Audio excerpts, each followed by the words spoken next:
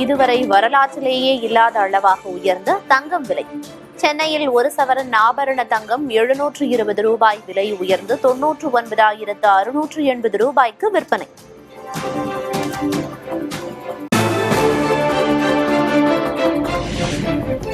வெள்ளி விலை கிலோவுக்கு 3000 ரூபாய் அதிகரிப்பு.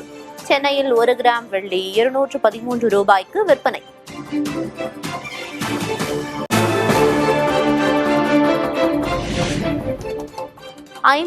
ஆண்டுகால வரலாற்றில் புதிய உச்சம் தொட்ட முட்டை விலை. ஒரு முட்டை பண்ணை கொள்முதல் விலை 6 ரூபாய் 25 காசுகளாக நிர்ணயம்.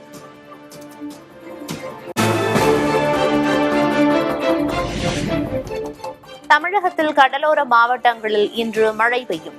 டிசம்பர் 20ஆம் தேதி வரை மழை தொடரும் என்றும் வானிலை ஆய்வு மையம் கணிப்பு.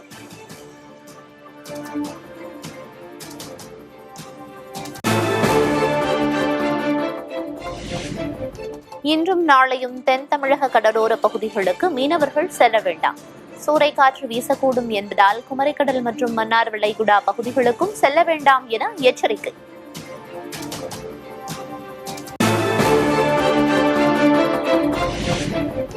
தமிழகத்தில் இன்றும் நாளையும் பனியின் தாக்கம் அதிகரிக்கும். இயல்பை விட 2 to 3 டிகிரி செல்சியஸ் வரை வெப்பநிலை குறையும் என்றும் கணிப்பு.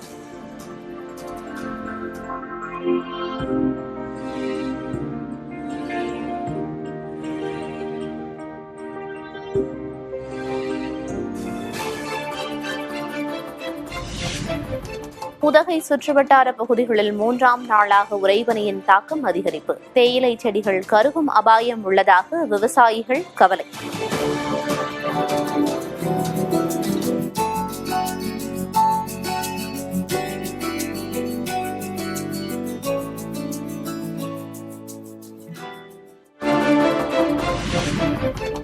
டெல்லியில் மக்கள் மூச்சுவிட சிரமப்படும் அளவுக்கு மோசமான நிலையில் காற்று மாசு. காற்றின் தர குறியீடு 490 கடந்தது.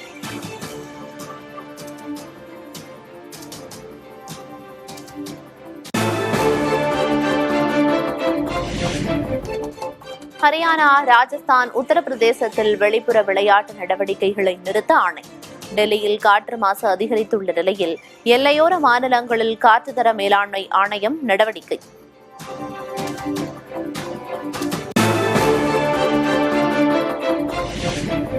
மூடுபனி காரணமாக தெளிவாக வழித்தடத்தை காண முடியாத நிலை. விமான சேவை பாதிக்கப்பட்டிருப்பதாகவும் வானிலையை உன்னிப்பாக கவனிப்பதாகவும் இண்டிகோ விளக்கம்.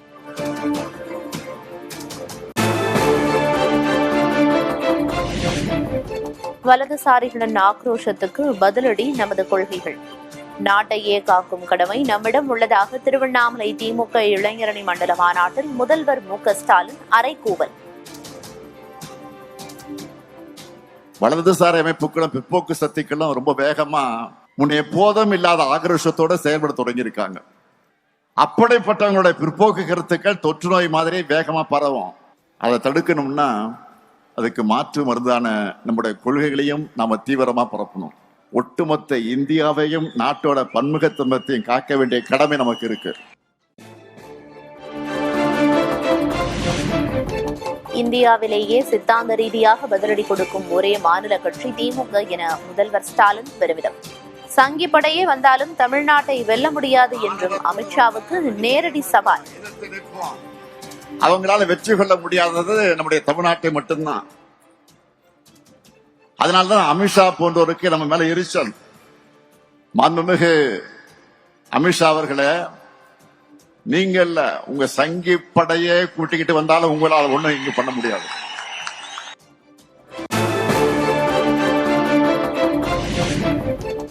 திராவிட மாடல் ஆட்சியின் சாதனைகளை மக்களிடம் கொண்டு செல்லுங்கள். திமுக இளைஞரணி நிர்வாகிகளுக்கு கட்சித் தலைவர் ஸ்டாலின் அறிவுறுத்தல்.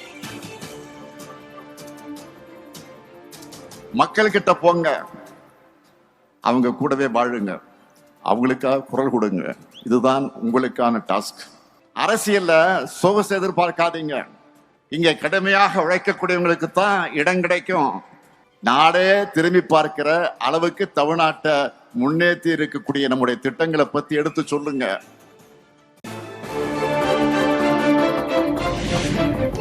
மிக ஆபத்தானவர் உதயநிதி என்று புலம்புகிறார்கள் எதிரிகள். உதயநிதி இறங்கி அடிப்பதாக முதல்வர் மு.க.ஸ்டாலின் பெருமிதம். அவருடைய பொறுப்பை உணர்ந்து இன்னும் பவர்ஃபுல்லா செயல்படுறாரு. இன்னும் சொல்லணும்னா இறங்கி அடிக்கிறாரு. கொள்கை எதிரிகள் உதயநிதி மோஸ்ட் டேஞ்சரஸ் புலம்புறாங்க.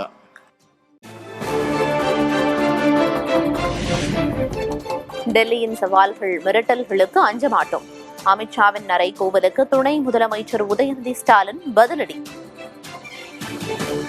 திரு அமித்ஷா அவர்களுக்கும் நீங்க எவ்வளவு சீண்டினாலும் எவ்வளவு மிரட்டினாலும் அதை எதிர்கொள்வதற்கு எங்களுடைய கருப்பு சிவப்பு படை, எங்களுடைய இளைஞரணி படை என்றைக்கும் களத்துல தயாராக இருக்கும். தமிழ்நாடு என்னைக்குமே டெல்லிக்கு அவுட் ஆஃப் கண்ட்ரோல் தான்.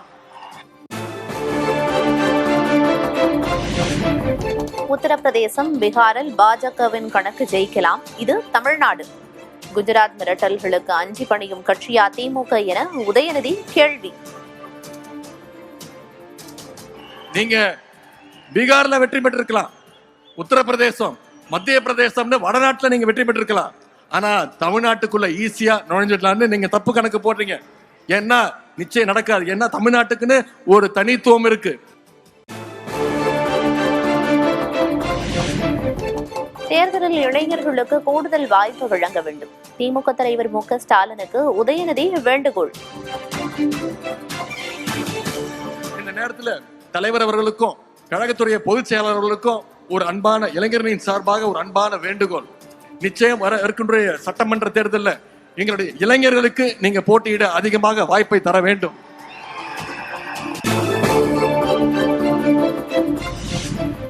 அதிமுகவை பாஜகவிடமிருந்து காப்பாற்ற வேண்டும். இன்ஜினே இல்லாத கார் அதிமுக என உதயநிதி விமர்சனம். கார்ல பேட்டரி டவுன் ஆனா அதை 4 பேர் தள்ளி விட்டு ஸ்டார்ட் பண்ணலாம். ஆனா கார்ல இன்ஜினே இல்லைன்னா எவ்வளவு தள்ளினாலும் அது ஸ்டார்ட் ஆகாது. இப்போ பாஜக அப்படின்ற லாரி அந்த இன்ஜின் இல்லாத காரை எப்படியாவது கட்டி இழுத்துட்டு போக பாக்குது. முதல்ல அவர் காப்பாற்ற வேண்டியது அண்ணா திராவிட முன்னேற்ற கழகத்தை பாஜக கிட்ட இருந்து காப்பாற்றணும்.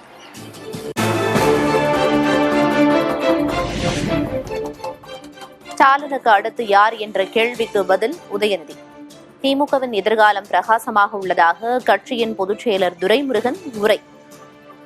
தளபதி ஒரு காலத்துக்கு முடிந்தால் யார் என்று கேட்டால் அதற்கு அடையாளமாக இன்றைக்கு உதய அவர்கள் உருவாகி கொண்டிருக்கிறார்கள். எனவேதான் திராவிட முன்னேற்ற கழகத்தை பொறுத்தவரையில் சில கட்சிகள் அழிந்து போகும் தோன்றும். தமிழ்நாட்டில் எவ்வளவு கட்சிகள் காக்கா தேக்கா மாக்கா கும்பு கட்சி ஆரம்பிச்சான், ஒரு கட்சி கூட இல்லை. ஆனால் திமுக மட்டும் இருக்கிறது. வாரிசு அரசியலுக்கு அதிமுக பாஜக கூட்டணி முடிவுரை எழுதும் என முன்னாள் அமைச்சர் ஆர்.பி. உதயகுமார் சூளுரை. திருவண்ணாமலையில் அதிமுக குறித்த உதயநிதியின் பேச்சு அரசியல் அநாகரீகம் என்றும் விமர்சனம்.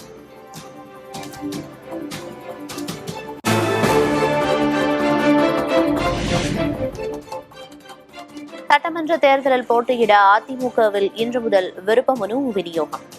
டிசம்பர் 23 வரை மனுக்களை பெற்று பூர்த்தி செய்து அளிக்கலாம் என அறிவிப்பு.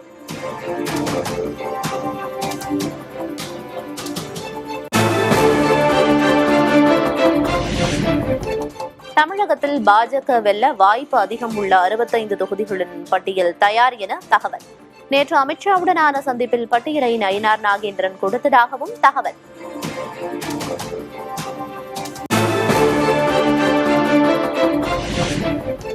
கூட்டணிக்கு தலைமை வகிக்கும் கட்சிகள் அமமுகவோடு பேசி வருவதாக டிடிவி தினகரன் பேட்டி.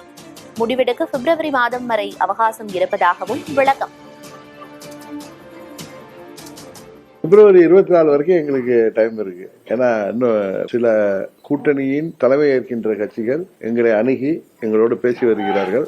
ஒரு முடிவுக்கு வந்த பிறகு அதை சொல்வதுதான் நன்றாக இருக்குன்னு நினைக்கிறேன்.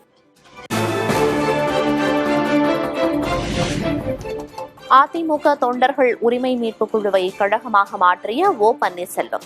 டிசம்பர் 23ஆம் தேதி ஆலோசனை கூட்டம் நடைபெற உள்ள நிலையில் பெயர் மாற்றம்.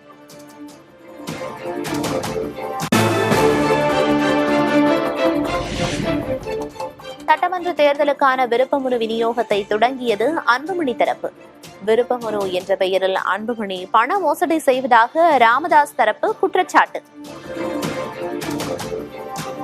விருப்ப மனுவை கொடுக்க போகாதீங்க, போக மாட்டார்கள், போகாதீங்க. போய் 10,000 ரூபாய் பணத்தை அவங்க ஏமாற்ற பார்க்கிறார்கள். உண்மையான பாட்டாளி மக்கள் கட்சி மருத்துவர் ஐயாவுடைய தலைமையில் இருக்கிற பாட்டாளி மக்கள் கட்சி தான் உண்மையான பாட்டாளி கட்சி. கட்சியை உருவாக்கியவர், கட்சியினுடைய நிறுவனர்.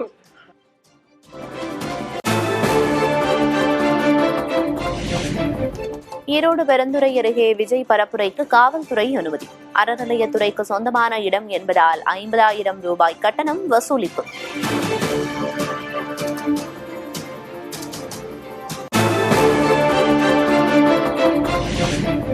சென்னையில் செல்லப்பிராணிகளுக்கு உரிமம் பெறுவதற்கான கால அவகாசம் நேற்றுடன் முடிவு. உரிமம் பெறாதவர்களுக்கு தலா 5,000 ரூபாய் அபராதம் விதிக்க குழு அமைத்த மாநகராட்சி.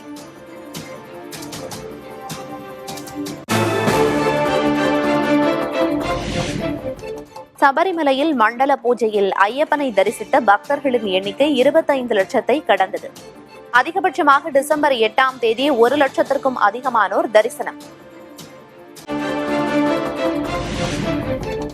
பாலியல் வன்கொடுமை வழக்கில் தனது கோரிக்கைகள் நிராகரிக்கப்பட்டதாக பாதிக்கப்பட்ட நடிகை ஆதங்கம்.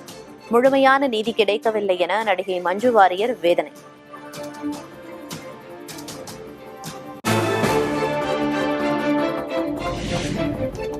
உத்தரப்பிரதேசத்தில் வரதட்சணையாக காரும் 20 லட்சம் ரூபாய் பணமும் கேட்ட மணமகன். மேடையிலேயே திருமணத்தை நிறுத்திய மணமகள்.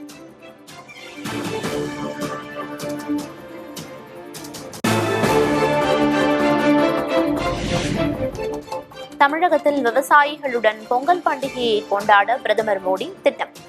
ஜனவரி 13ஆம் தேதி ராமேஸ்வரத்தில் காசி தமிழ்ச்சங்கம நிறைவு விழாவிலும் பங்கேற்பார் என தகவல்.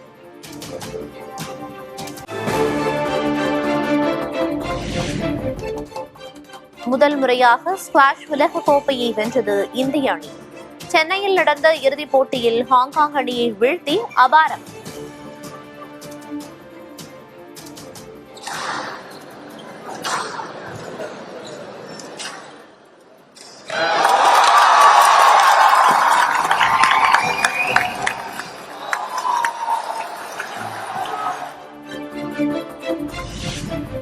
தென்னாப்பிரிக்காவுக்கு எதிரான 3வது T20 போட்டியில் இந்திய அணி வெற்றி. 5 போட்டிகள் கொண்ட தொடரில் 2-1 என்ற கணக்கில் முன்னிலை.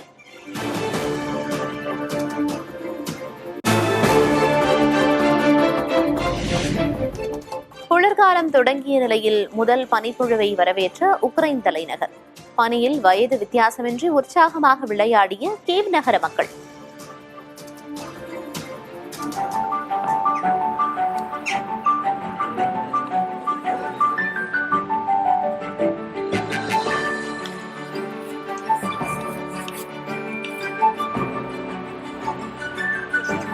Vamos, сейчас. Друг другу никто никому не мешал. Сейчас